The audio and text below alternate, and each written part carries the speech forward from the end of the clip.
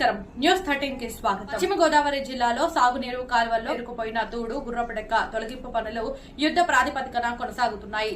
ఆచంట నియోజకవర్గం పెనుమంట్ర మండలంలోని సోమరాజు ఇల్లిందలపర్రు లాకుల వద్ద జరుగుతున్న తూడు తొలగింపు పనులను స్థానిక ఎమ్మెల్యే పీతాని సత్యనారాయణ పరిశీలించారు. ప్రధాన కాలువ పనులు గత ప్రభుత్వం గాలి కొదిలేసిందని దిగువకు నీరు ప్రవహించాలంటే గుర్రపుడెక్క తూడు తొలగింపు చేయకపోవడంతో పెనుమంట్ర మండలంలోని రైతులు దిగువ ప్రాంతాలకు సాగునీరు అందక రైతాంగం అనేక ఇబ్బందులు చవిచూశారన్నారు. సోమరాజు ఇల్లిందల పర్రు లాకుల వద్ద పేరుకుపోయిన తూడును చెత్త చెదారం గుర్రపుడెక్క పూర్తి స్థాయిలో తొలగించి రైతులకు సాగునీరు పూర్తి స్థాయిలో అందే విధంగా చూడాలని G&V కెనాల్, గోస్తాని నది డ్రైనేజ్ డైవర్షన్ ప్రతిపాదనలు సిద్ధం చేయాలని జలవనరుల శాఖ అధికారులను ఆదేశించారు.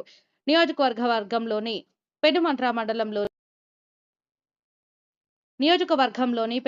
మండలంలోని సోమరాజు ఇల్లెందరపర్రు వద్ద నుండి సాగునీటి కెనాల్ వెంబడి మామూడూరు వరకు పలు గ్రామాల్లో ఎమ్మెల్యే పీతాని విస్తృతంగా పర్యటించి ఆయా రైతాంగ సమస్యలు అడిగి తెలుసుకున్నారు.